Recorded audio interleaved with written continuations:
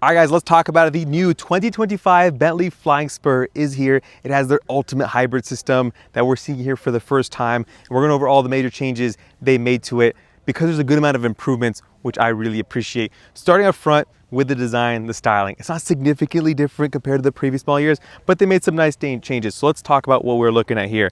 You got the continuation of those crystal LED headlights. Looks like the bottom of a Scotch glass is what inspired these. And I'm glad they kept it because it's a very iconic and good looking headlight design. Now this does have a two-tone paint color, which looks really nice. I love the blue with that darker gray two-tone. It complements very nicely. And then what they did keep going forward is this flying bee. Now it sticks out. You can control whether you want to raise or lower it, which is nice. And if you go to steal it, it'll hide away. You play with it a lot, it'll just give up. It's like, you're not touching this anymore. Hands off the merchandise, kid. You know what I'm saying? Now, they still have the 360 surround view camera system with the camera up front and then your radar right here. People don't like the fact that it's off center, but since it does stick out and interrupts the design, but that's just the way they've had to package it. Now let's continue and actually open up the hood and talk about the powertrain because they made some pretty big improvements. All right, opening up the hood here. Look at this, guys. Twin turbo V8 with a hybrid motor and electric battery pack, obviously. Makes 771 horsepower. Now, if those numbers sound familiar, it's similar to what's on the Continental GT. And if that also sounds familiar, it's because that's also what's on the Panamera Turbo SE Hybrid. So it is used across the lineup. They've obviously tuned this powertrain, the suspension specifically towards this application because it's a very different vehicle, packaging wise, weight, and all that stuff. And it is good for a 0 to 60 in 3.3 seconds, which is honestly amazing. Top speed 177 miles an hour. Now this is the speed, like you could tell from the title. Now what the speed used to have was the W12. That's gone. This is actually a heavier overall package because of that battery pack. And the top speed isn't as high. That one was 207. So you're not getting the same top speed. That's because the tires and the way they've set this one up. It's electronically limited to 177. So just keep that in mind. You're not gonna get the same values if you're looking at the numbers side by side. Let's close this up though. And let's continue on the side here. Let's talk about the wheel package. This one has a very nice wheel. It complements the colorway very nicely. You get the floating B center caps. And to bring this very heavy vehicle to a complete stop, you get the same 10-piston brake calipers, large 16-inch rotors, and these tires, they measure 275/35 R22, so 22-inch wheels. Fill the wheel well really nicely. Let's continue on the side here. You get this nice B accent. It's not a functional vent. It would have been nice if it was, but obviously it doesn't need to be. And then down here, you get that speed badge. No, you're talking business. This is what if you pull up next to this, you should be scared of races because this guy has some serious power, like I mentioned earlier.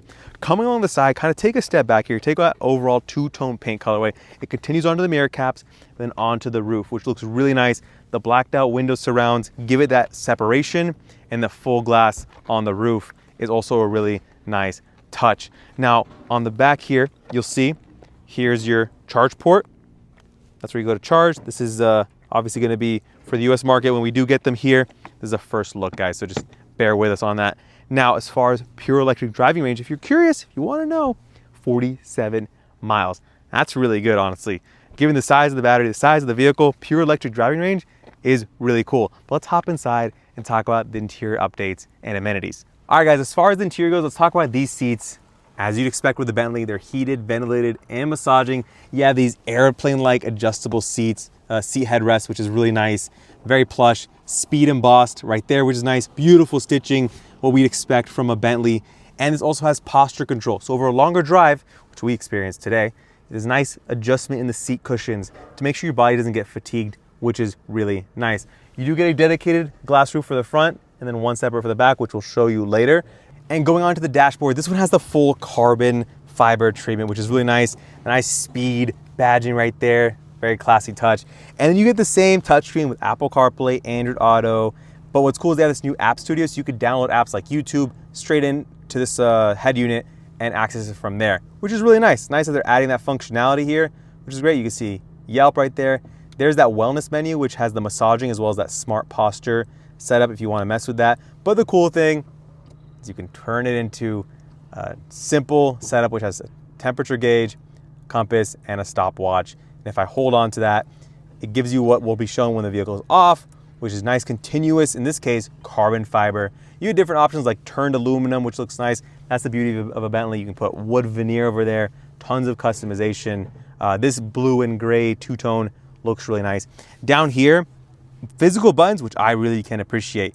You have physical AC controls, heated ventilated seat controls, AC, your drive modes. So you have comfort, custom, B, and then if I go to sport mode, the engine will turn on. And then on top of that, you have your E mode down here. So if I press E mode, the screen will flip up, and then you have your E mode, your hybrid system kind of manager. So as far as your E modes go, you have 4 modes. Pure EV, hybrid, it'll determine whether you want to use the gas or just the electric motor. Then you have battery hold, which will hold the battery's charge if you want to use it later on. And then you have charge mode, which will prioritize using the engine's power to charge up your battery if you don't want to plug it in, which I really like the fact that they give customers that, because they know a lot of people just don't want to plug it in and just want that electrification when they want to use it or when they need it, which is cool. Aside from that, guys, you have your sunshade controls here. All of them are controlled with this button, or just the rear shade is controlled with that button. And then you have your gear selector, nice suede wrapped, which is really cool. Now, as far as the center console goes, there are 2 heated pads actually, and it just slides forward and back. It's not a center console here, so just keep that in mind. On the door panel, not much has changed, but I do want to point out how nice this 3D leather material texture is. It looks really cool with the shadows, and honestly, it's a nice attention to detail. Going down here on this leather portion, you have some speaker grills that are embedded into the leather, which is nice, so it's etched in there. And then down here is a metal speaker grill as part of that name sound system. It's their most premium sound system, and it's really nice. It looks good. It also sounds really good as well. Going down here, you have Bentley, speed, in case you forgot. And then on the pedal box, you have your B. I feel like they put it there because it also brakes, which is nice. And then aluminum on the gas pedal. You do have a plastic dead pedal over here, which I don't know. I feel like they could have made it aluminum, so that's the one thing I'll point out. But let's talk about steering wheel. Beautiful split between the suede on the outside, leather on the inside, with nice blue contrast stitching, and then your Bentley, horn right here. Give it a little honk. Sounds very classy, tasteful, but it gets the message across. As far as paddle shifters go, aluminum paddle shifters, and then you have a large center screen right there. You can customize all that good stuff, and then a heads-up display. But guys, you get a Bentley Flying Spur because you care about the back seats, so let's check those out. All right, what we're seeing here is the executive setup, which is really nice. A full true center console with its cold to the touch aluminum or metal handle, which is really nice. Large center console here with nice felt lining, USB-C ports, and a 12 volt, which is great. And then down here, you have nice 2 cup holders, large, and then right in front of that, it's a wireless charger. And then your touchscreen, which controls everything. You can raise and lower that emblem if you want. We're gonna actually pop this out here because you can eject these and control everything. So now we'll show you the home menu. You have your blinds, you can control all that. Apple CarPlay, your climate, media, seats, which we care about. Pick a seat, pick what you want. Let's do front adjustment here. I can control this seat. So if I want to do front recline, I can just tell this guy move. If no one's gonna be sitting here, obviously. Push this forward. So me as an executive now, obviously I'm not an executive with my hat backwards, but that's besides the point. A lot more legroom, loads of headroom, nice independent sunroof, which is great. And then you also have your own vanity mirrors, which is a really nice touch. Both sides have their own vanity mirrors, which is really nice. I can appreciate that. It fits the role. It fits what you expect from a Bentley in the back. Let's talk about these seats, guys. I said they're massaging, they're heated, they're ventilated. Of course they are. You get these nice, soft, suede pillows. Feel really nice to the touch. You can get a third seat option in the back where a little center console flips up. This is really cool, and I appreciate this a lot. On top of that, you get some AC vents here, some more speakers. This is where a holder would be for a tablet if you want to get that as an after a dealer add-on accessory, or from the configurator, I believe. And then I'm going to close the door really quickly because right here are some quick controls. So if I want to quickly, have my memory seats, I could do that. You have your back. You can slide this forward, back, headrest controls as well, up and down. And then all this door handle, which is really nice, is actually made out of metal. Feels really good. There's knurling on the back side, which is that's just attention to detail. You don't see it, but you feel it when you're living with this car every day.